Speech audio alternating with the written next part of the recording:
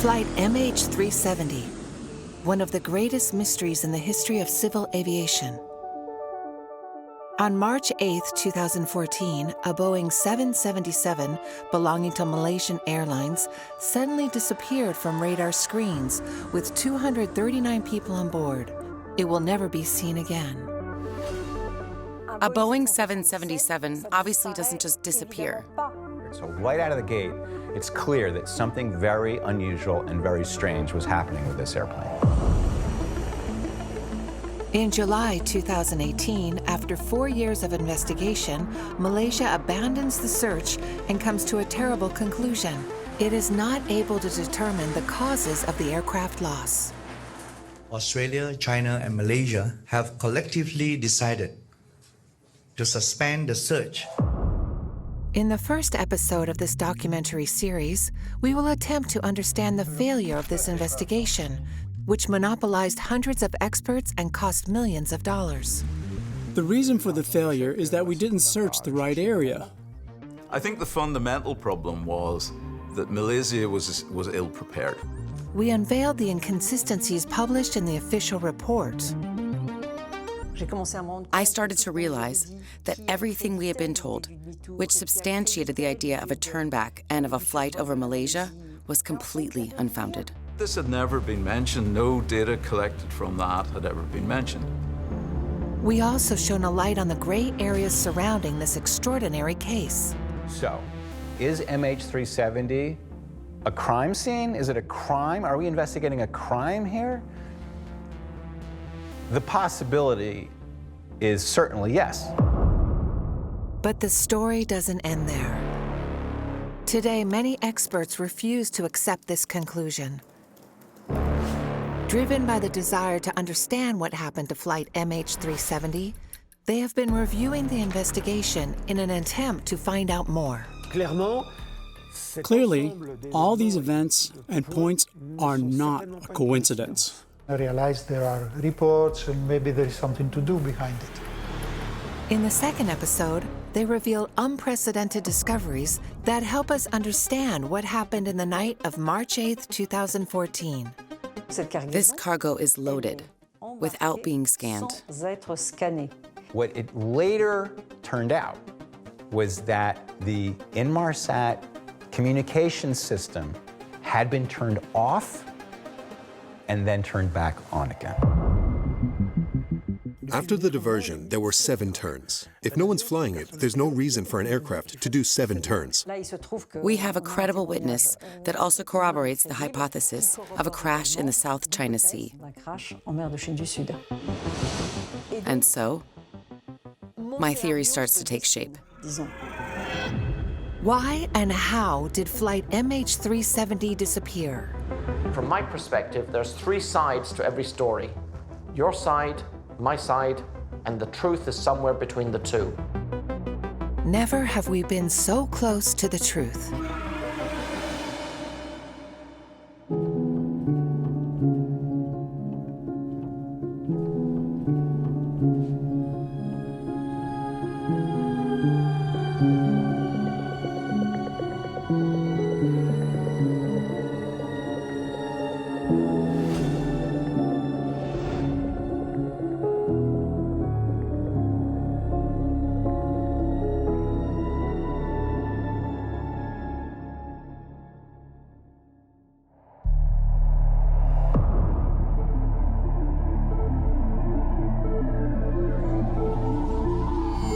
July 30th, 2018, more than 4 years after the disaster, a turning point in the case of Flight MH370.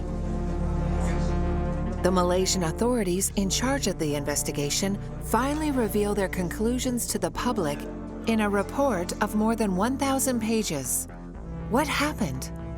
Where is the Malaysian Airlines Boeing 777 that disappeared on March 8th, 2014? This report is released at this point of time because we do not know whether there will be a search in another time or whether there will be another team who will be assigned this task again. But as far as our team is concerned, we have done our job, we are ready to release it, and the government said yes, we can release it, so we release it at this point of time. Don Thompson, an Irish engineer specialized in aeronautics, has followed the events from the start and noted shortcomings in the Malaysian report. We don't have any real significant, tangible results. They didn't write about any analysis, and they didn't detail what their certainty was. Despite the hundreds of documents gathered during the 4-year investigation, the dozens of analysis and testimonies, the Malaysian investigators have to admit they don't know how to go further. The report is factual. It contains many factual things, many elements, and sources of information. And when you read it, you think you can take away quite a few things from it. Unfortunately, it's not conclusive, meaning that it doesn't provide enough elements to be able to say that is where the plane is. Several experts are convinced. To solve this mystery, they must first understand what went wrong at the very start of the MH370 case.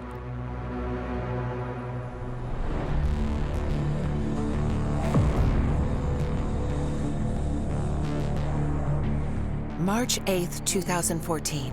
We are in northeast China, in Beijing's huge international airport. 120,000 passengers transit through daily, but this morning, some of them never arrived.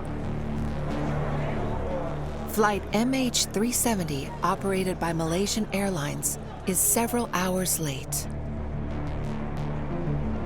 The flight took off at 12:41. We know that there are families in Beijing waiting to pick up their loved ones, but we still have no communication from Malaysia Airlines or the Malaysian government. Departing from Kuala Lumpur, Malaysia, the Boeing 777 was to travel 2,670 miles to reach Beijing, the Chinese capital, at 6:30 a.m. On board, 239 people of 14 different nationalities, including many Chinese. In the arrivals hall, the passengers' relatives are starting to panic. No news, no nothing. Pas d'informations, rien du tout. On attend encore, toujours pas d'infos. Donc on est un peu inquiet. This incredible situation is not typical of Malaysian Airlines. Malaysia's national and largest airlines has an excellent reputation and has never encountered any major problems. In 2014, Hugh Dunleavy holds the very strategic position of commercial director. Malaysia Airlines was one of the few 5-star airlines in the world. I think there are only about 6 or 7 airlines in the world that are rated 5 class. Malaysia Airlines was one of those and had been so for many, many years. Should we be worried by this disappearance? At 12 p.m., after a long 6-hour wait, the airline finally makes an announcement.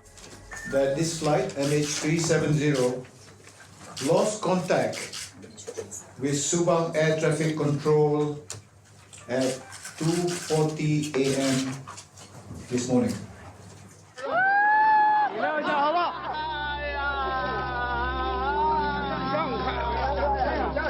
The announcement plunges the families into dismay. How could this happen to one of the safest airlines in the world? How is it possible to lose track of an aircraft in the 21st century? To understand, we must look back a few hours.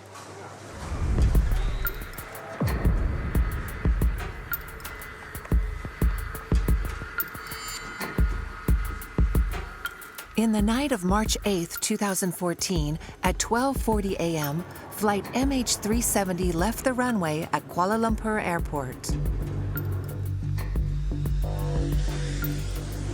40 minutes later, at 1:19 a.m., the Boeing 777 is about to leave Malaysian airspace and enter Vietnamese airspace. At that moment, everything is normal. As he leaves the Malaysian control zone, he says goodbye. Malaysian 370, contact Ho Chi Minh 120.9. Good night. Good night, Malaysian 370. Good night, signed Malaysian 370. These are the final words from the aircraft's pilot. 6 seconds later, as it's about to enter Vietnamese airspace, the plane suddenly disappears from radar screens. The rule is that we should recontact them within a minute or so. We call them to say hi and introduce ourselves. They find us on the radar and authorize us to enter the country and follow the route in the flight plan. Within that minute, the pilot should have contacted the next control zone, that is, the Vietnamese control zone. But the aircraft didn't contact Ho Chi Minh. Focused on managing traffic, the air traffic controllers don't immediately realize what's happening. The Vietnamese air traffic controller woke up 15 minutes after the time he should have received the call. It was a very long time. Part of the report is dedicated to the transcripts of conversations between control towers and the airline. When rereading them, some experts have noted the confusion that reigned throughout the night. Still negative contact with Malaysian 370. Confirm, still negative contact with Malaysian 370. Affirm, negative contact. Reference to the company Malaysian Airlines. The aircraft is still flying. It is somewhere over Cambodia. Somewhere over Cambodia? Affirm. The aircraft is landing. Say again? Affirm, Malaysian 370 still flying aircraft. Everything about the way that they behaved is indicative to me that they were just caught flat-footed. Nothing was expected, and so everyone responded in like the slowest possible way. There was a lot of uncertainty because the aircraft was silent, and that's worrying. After a while, when they didn't declare a danger, and it had been a while since any information was sent, since contact was lost, that's when they thought maybe something more serious has happened. They lacked decisiveness. They were calm, but they didn't know what to do and kind of tried a bit of everything, and they shouldn't have. They should have launched the procedure to figure it out ASAP. It's an incredible situation. The renowned Malaysian Airlines has totally lost track of one of its aircrafts.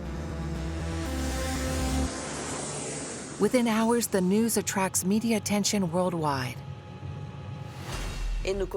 First up, a potentially terrible air disaster.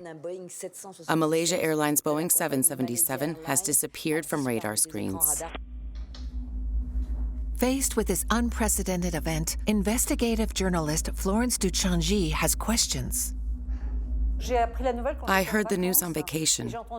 I was listening to the Italian radio RAI and heard Malaysia Airlines. I thought, what's going on? Not only was it a very safe aircraft and an excellent airline, it was a routine flight. And so I thought, a Boeing 777 obviously doesn't just disappear. Does the airline still have a chance to find its aircraft? The authorities hope so and launch an important marine search.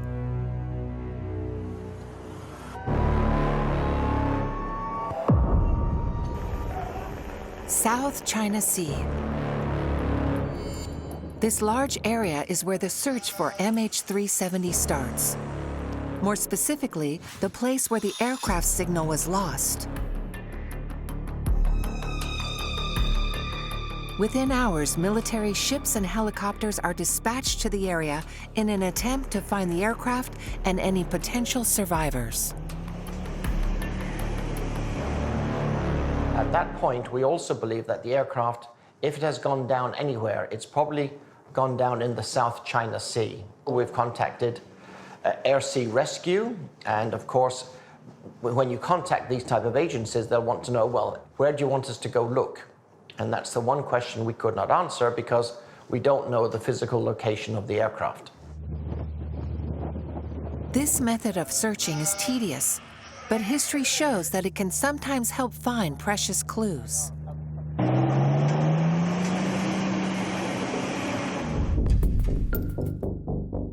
Like MH370 on June 1, 2009, Air France flight AF447 connecting Rio to Paris suddenly disappears somewhere over the Atlantic Ocean. Within hours, a search is launched, and 4 days later, debris is found. But it will take almost 2 years to locate the wreck and understand the causes of the accident. This success, internationally recognized in the world of aeronautics, is due to the BEA, the French Bureau of Investigation and Analysis, and its director, Jean-Paul Troadec, who was soon asked to help the Malaysian authorities. In the first few days after the accident, the BEA was contacted by the Malaysian authorities, who wanted our expertise in marine search. At the time, they were searching for the wreck. What means could they use to find a wreck at the bottom of the ocean? And of course, it was our experience searching for the Rio-Paris flight that the Malaysians were interested in. Arriving on site, Jean-Paul Troadec is struck by the disorganization of the search. The Malaysians seem overwhelmed. In the first few hours, there was a lot of confusion. The Malaysians were not prepared to deal with this type of accident. Every day, long-haul flights fly over their seas, but they had never done any marine search and rescue exercises, something which the BEA has done for years. They had no idea of the means required to search for a wreck at the bottom of the ocean. They were lost.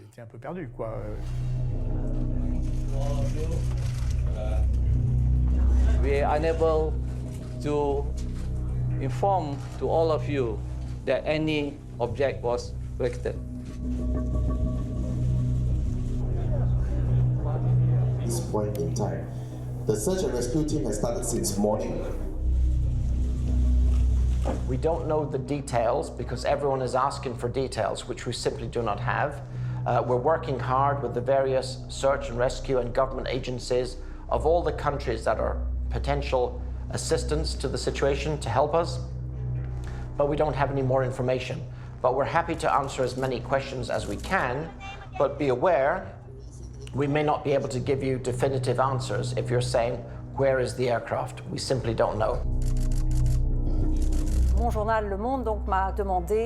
My newspaper, Le Monde, asked me to go to Malaysia to cover this story because it had gone from an almost banal plane crash to a true mystery, as we still didn't have a single element.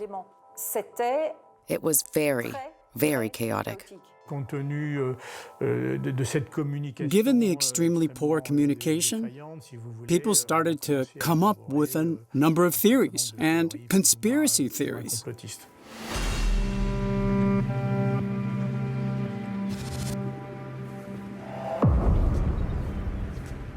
How can we understand this disappearance with no crime scene, no clues, no witnesses? In the absence of material evidence, fantasy and imagination get the better of reality, as shown by this announcement from a Malaysia Airlines representative postulating that the plane could have landed in China. Il y a des rumeurs comme quoi l'avion se serait posé à Nanning en Chine. Nous travaillons pour vérifier l'authenticité de ces informations. I think that's one of the first rumors that was spreading in China as those families waited in Beijing and the flight didn't arrive. The rumor was that it actually was diverted to Nanning for safety reasons, but that was false. And so in the absence of accurate information from the organization, people are going to start to speculate. And so we definitely saw that on social media and the internet with MH370. From the Bermuda Triangle to aliens, the craziest theories start to multiply. You get almost immediately a proliferation of people coming out of the woodwork and throwing every kind of possible theory against the wall. You get people who said, oh, I was on a boat at the time and I saw this fireball going through the sky. CNN issued a survey that indicated that at one point about 9% of Americans actually believed that aliens could have potentially hijacked the plane. How can we navigate all this information, often unverified or even false? The subject dominates the media, and journalists try to provide answers. From the very start, Florence Duchangi develops a passion for this extraordinary case. I think that if it had been a cargo plane whose only victims were the pilots doing their job, it wouldn't have had the same impact as a commercial aircraft with 239 people on board, including 3 babies. The fact that there were all these passengers on board, obviously, contributed to my motivation to uncover the truth. If people around the world are fascinated and puzzled, behind the scenes, Malaysia Airlines is in a difficult spot. After 30 hours without news, Hugh Dunleavy, the airline's commercial director, sets himself the difficult task of communicating with the families despite the lack of any new information. I will tell you that we have communicated to the family members that after more than 30 hours without any contact with the aircraft, we believe that the family members should prepare themselves for the worst. Information is not important. That event took place after I had communicated with the family members. Of course, they're very upset, they're angry, they're very disturbed about what's happened, and there's this feeling of loss, hopelessness, what's gone on. We don't have a real reason for why their family members are now no longer with them, and what exactly happened is still unknown. This announcement by Malaysia Airlines commercial director dashes any hope for the families and casts even more mystery on the case.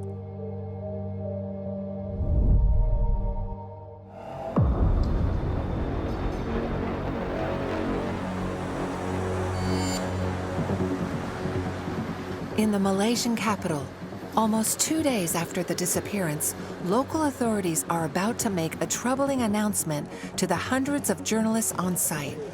Their discovery will disrupt any previously held certainty on the fate of the plane and its 239 passengers. Actually, we look back at the recording, and there is an indication, possible indication, that the aircraft made a turn back.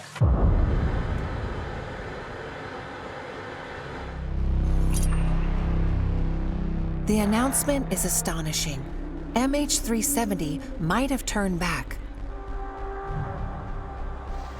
Military radars, capable of detecting any aircraft in the sky, even when communications have been cut off, recorded the passing of the Malaysia Airlines Boeing 777. After several checks, they noted that the aircraft continued flying after its disappearance, made a U-turn, and flew back over Malaysia towards the Strait of Malacca. Over the weekend of 8th, 9th of March and through into the 10th, it started to become known that the Air Force had detected this air turn back of MH370. It's incredible. Everyone is astounded. It's just incomprehensible that a plane would turn back for no reason, without announcing it on the radio, without telling anyone. It was truly unbelievable. That puts everything in a whole different category. Because when you look at plane crashes, typically what you're trying to do is to put it in the context of other crashes that have happened in the past. Like, that's your first level of understanding.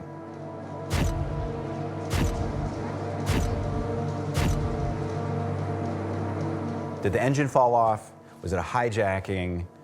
Did it explode? What sort of bin can we put it in? What is it like? Normally, when things go wrong in commercial aviation, they go wrong quickly. So this plane did not do that at all. In fact, I couldn't even think of a single case of something like this happening, where a plane vanishes from radar and doesn't crash. It actually turns around and keeps flying and goes back the other way. Fast and high, and passes over airports, so it's not in distress, it's not trying to land, it's just making a beeline in the other direction. That's very weird. So right out of the gate, it's clear that something very unusual and very strange was happening with this airplane. Why would the plane follow this totally erratic trajectory? Diving back into the investigation, Captain Patrick Bleley tries to put himself in the shoes of MH370's pilot and to understand the reasons for this change of direction. There are several reasons. The first and most common is technical failure. The plane disappears from radars because of a total power failure, a fire, smoke, and pilots are supposed to save the plane, crew, and passengers. The idea is to turn back and find the nearest possible landing site. It's called a deviation. Other reasons include hijacking, where someone takes control of the aircraft against the crew's will and what was planned by the airline. In this case, connecting Kuala Lumpur to Beijing. That is a whole different scenario. That is a terrorism issue.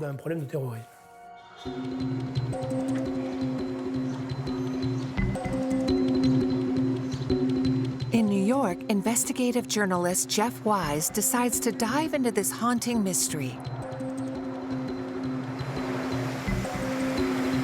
For weeks, he attempts to analyze this trajectory, which no safety protocol, no regulation, and no rational behavior can explain. I saw a plane that waited until it was right at the edge of an airspace, turned off its electronics, did a 180, and hightailed it in the other direction. Right off the bat, that tells me that it's not an accident, that it was intentional, and that whoever did it knew what they were doing. And to me, that suggested intent, and it suggested sophistication. So, is MH370 a crime scene? Is it a crime? Are we investigating a crime here? The possibility is certainly yes.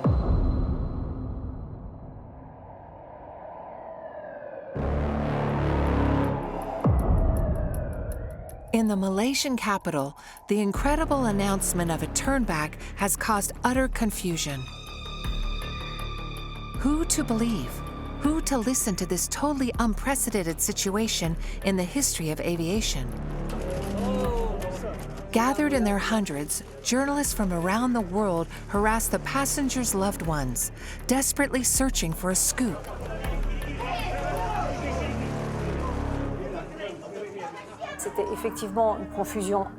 Incredible confusion reigned in Kuala Lumpur. Every day, new stories broke, and the hundreds of media present just gobbled them up. We received the information that there had been 2 Iranians on board. 2 Iranians who had traveled with fake passports. So that mobilized media attention for 24 or 48 hours. Then there was the scandal, the pseudo-scandal, in which we discovered that 2 years earlier, on a flight from Thailand, the co-pilot had invited 2 beautiful young girls into the cockpit with him. There were all sorts of stories like that, which sent us media running all over the place. We have the 24-hour news cycle.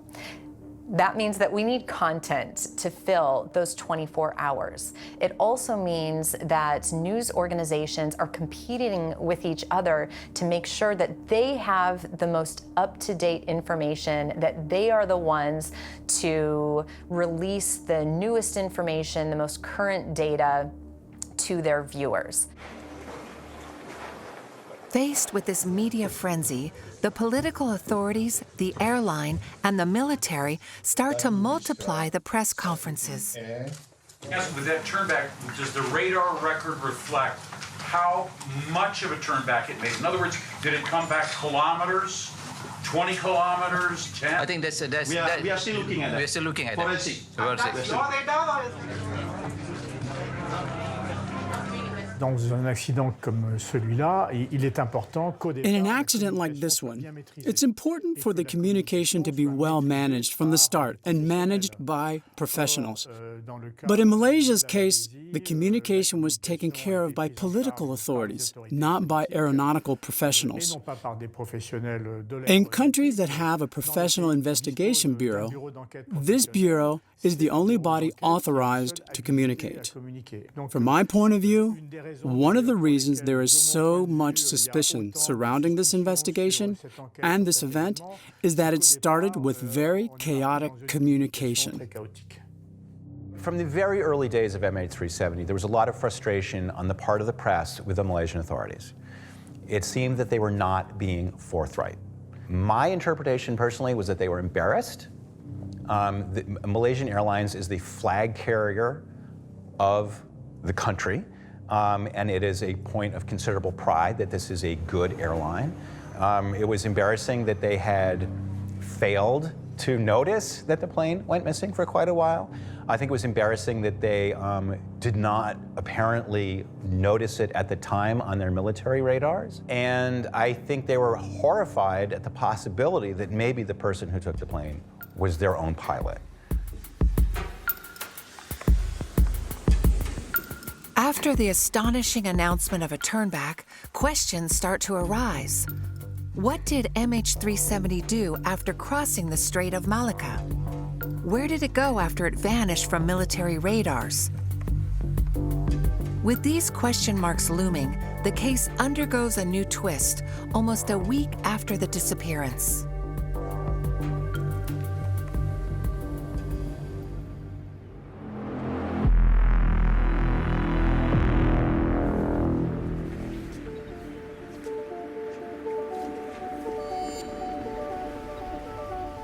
British capital London is now at the heart of media attention.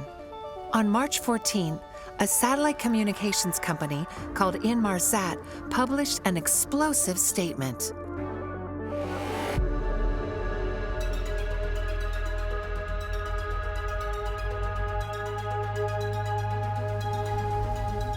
This company might not be a household name, but it has been operating a satellite communication system on almost all airliners for close to 25 years. So Inmarsat is a UK-based company. It is a consortium of international nations. Basically, it operates a fleet of satellites, and it provides satellite communication services. Inmarsat reveals that after cutting off communications at 1:19 a.m. and disappearing from military radars at 2:25 a.m., the aircraft automatically reconnected to one of their satellites. These connections between the Boeing 777 and the satellite provide some certainty. The aircraft didn't crash into the South China Sea. It continued to fly until 8 a.m., at which point it probably would have run out of fuel.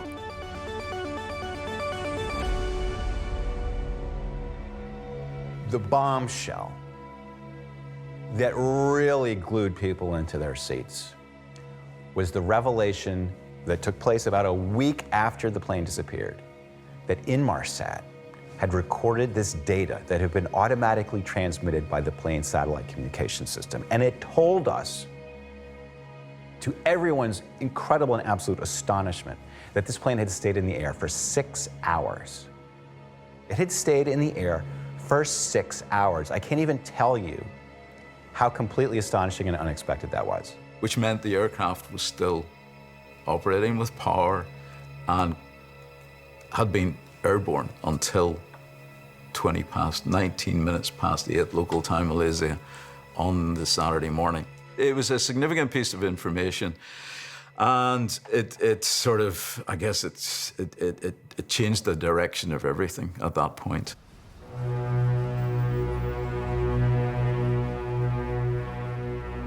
In Malaysia, where the investigation is stalling, Prime Minister Najib Razak confirms the information at a press conference. Clearly, the search for MH370 has entered a new phase. For the families and friends of those involved, we hope this new information brings us one step closer to finding the plane. But this discovery poses a burning question. If the plane continued flying for hours, which way did it go? This key piece of information is missing from Inmarsat's raw data. Diving back into the case, Jeff Wise discovers something about the company. Malaysian Airlines had subscribed to the cheapest level of service that Inmarsat offered. So basically, it just said, "Hi, I'm here," and it didn't transmit any information with that. If it had paid for a higher level of subscription, it would have transmitted its location as well. It didn't do that. Okay, so how do we tell where this plane was? Can we, this is the question that Inmarsat engineers immediately ask themselves. We have this data from this plane. Can we somehow use it to solve this mystery? Can we deduce its location from something about these signals?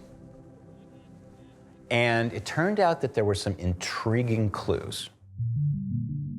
Indeed, the data recorded by the company holds several clues. The first relates to the connections between the plane and satellite and confirms that the aircraft remained airborne. Then, these pings, as specialists call them, don't help to locate MH370, but to know, hour by hour, how far away the plane is from the satellite, a measurement represented by arcs. This step forward allows for several possibilities. It could either have gone north into Central Asia, somewhere, we didn't know where, or it went somewhere south into the southern Indian Ocean. Now, at this point, we had no idea which of those two was correct.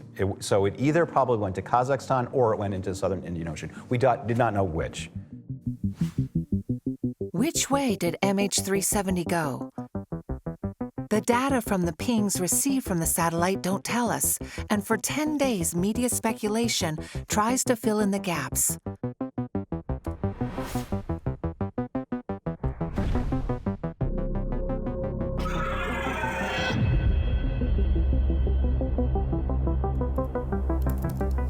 Journalist Jeff Wise, now obsessed with this mystery, puts forward a pretty incredible theory. The week before the plane disappeared, there had been an Uzbek uprising in China, a part of China that's Central Asia. Now, all we knew is that the plane went somewhere in Central Asia. We knew that there'd been an Uzbek uprising, and I thought 2 and 2 makes 4. My prime suspect, right out of the gate, was Chinese Uzbek separatists. That's crazy, right?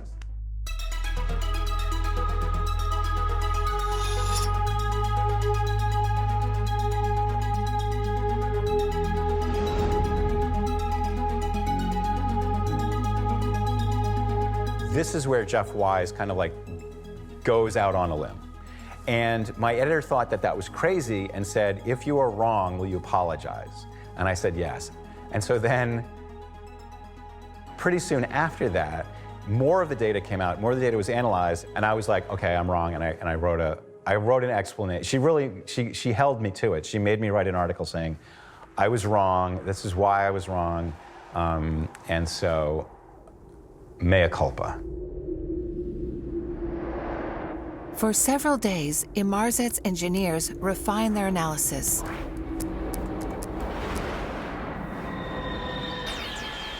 They finally reach a certainty. Flight MH370 headed towards the southern Indian Ocean.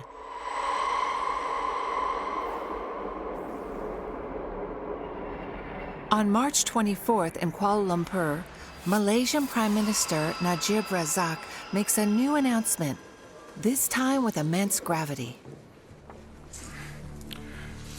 Based on their new analysis, Inmarsat have concluded that MH370 flew along the southern corridor and that its last position was in the middle of the Indian Ocean.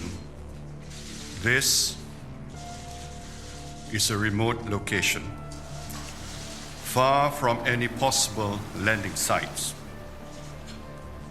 It is therefore with deep sadness and regret that I must inform you that flight MH370 ended in the southern Indian Ocean. After weeks of speculation, this announcement provides families with the certainty that the passengers and crew of flight MH370 will not be found alive. This opens a new chapter, finding the plane and its black boxes.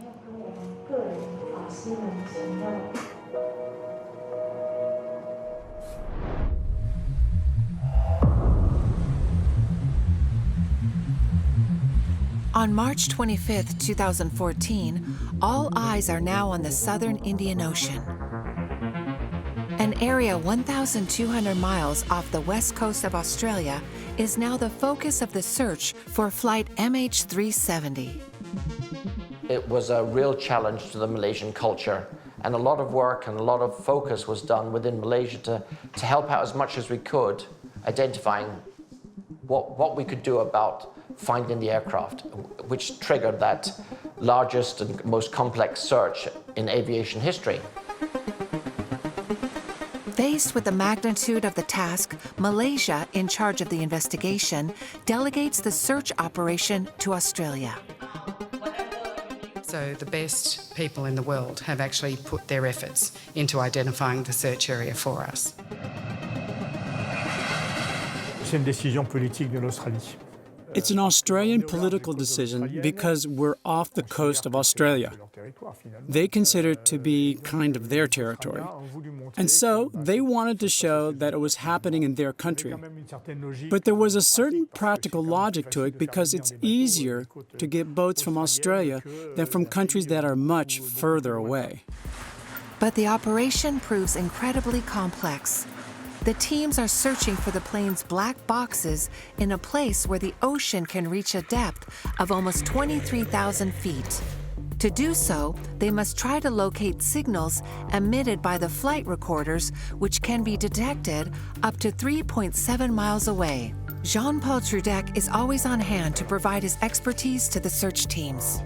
They are active signals, and those must be searched for first. Very quickly, you have to place microphones into the sea that will be able to detect these signals. The issue is that time is of the essence. Indeed, these boxes only emit for 30 days, and the search area is huge. We were confronted with an extremely vast zone, a kind of arc off the coast of Australia. And this arc wasn't just a precise line, it was more of a band. And when you do the math, it represents an absolutely huge search area.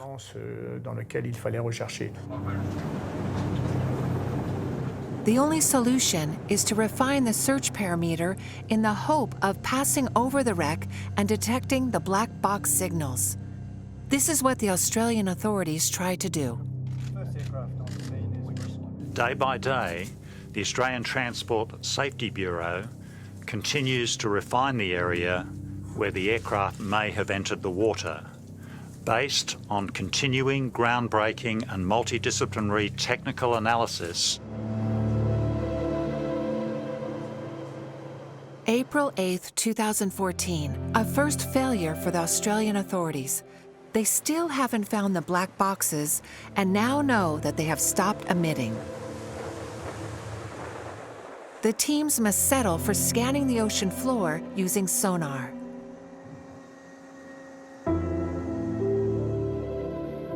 It will take months or even years to find the wreck. Another blow for the families of the missing.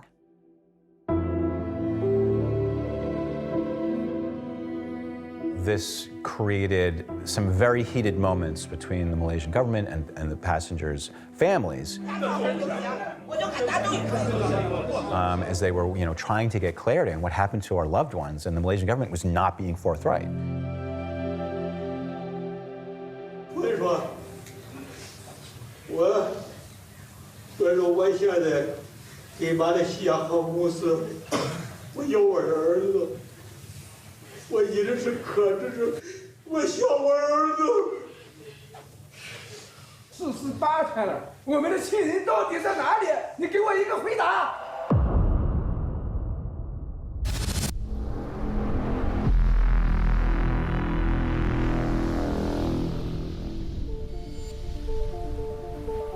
On July 29, 2015, after 575 days of unsuccessful searching, a new development shakes up the case. A piece of plane wing, a flaperon, washes up on one of the Reunion Island's French beaches. This surprising discovery places the case back at the heart of media attention. Is the disappearance of flight MH370 about to be explained? Footage from Reunion Island could help solve the mystery. In July of 2015, a piece of debris washed up on Reunion Island, and the other end of the Indian Ocean, thousands of miles from where the plane disappeared. And if the plane went in the southern Indian Ocean, one of the questions people were asking from very early on was, well, where's the debris? Finally, okay, here's debris. Can it really be a piece of the Malaysia Airlines Boeing 777? The debris would have traveled more than 3,000 miles without sinking. Journalist Florence Duchangi questions this eventuality. You have to remember that the Indian Ocean is one of the fiercest oceans on the planet. This means that, over the course of a year and a half, the flaperon would have been through dozens of storms and gradually filled with water. So, at first, its appearance is spectacular, exceptional, almost miraculous. To be certain that the part belongs to MH370, it is sealed and transported to a laboratory at the Directorate General of Armaments near Toulouse, France. But one detail slows down the investigators' identification process. The debris has no serial number, despite every part requiring one. A detail picked up by journalist Florence Duchangi. The flaperon, discovered on Reunion Island, had lost its serial plate. This was hugely problematic. There is no good physical reason for this flaperon to have lost its plate over the course of a few months in the Indian Ocean.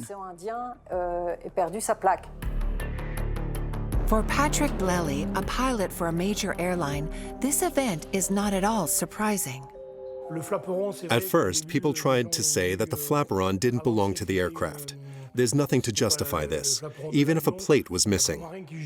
Very frequently, during aircraft maintenance, when a technician doesn't want any trouble from a plate that's in the way during a repair, they remove it and don't put it back. Job done.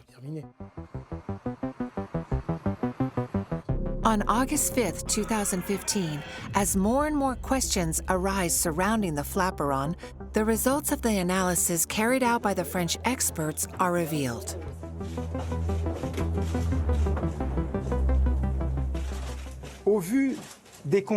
In light of the observations made by the expert, we can say today that it is highly likely that the flaperon found on a Reunion Island beach on July 29, 2015, belongs to the MH370 Boeing 777.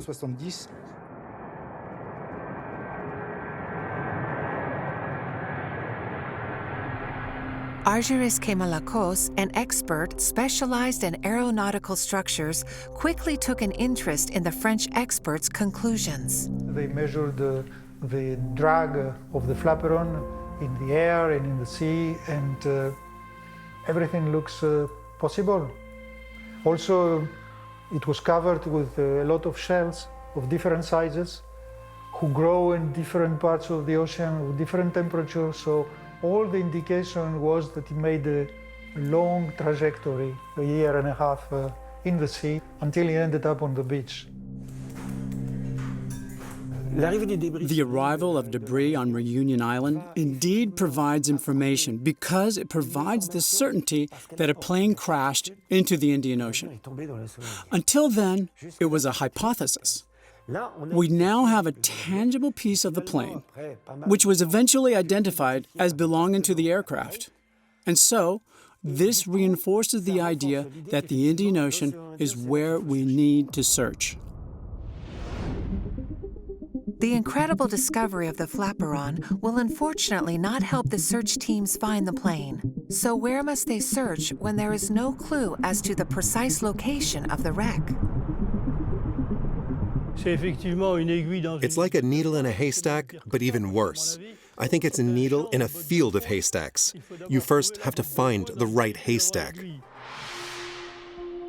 Did the Malaysian investigation go far enough? Must we reinterpret the clues discovered throughout the case? We're going to start over, from when the plane disappears from radar screens. In the next episode of this documentary series, independent investigators re-examine the Malaysian report in search of new clues. They follow new leads and come to unprecedented conclusions. I started to realize that everything we had been told, which substantiated the idea of a turnback and of a flight over Malaysia, was completely unfounded. Why there was no mention in any of the official reports of ADS-B data. We found various elements allowing us to confirm that electricity was restored on board. Thanks to their investigative work, the mystery of Flight MH370 is about to be unraveled. Can it happen accidentally? No, it really can't.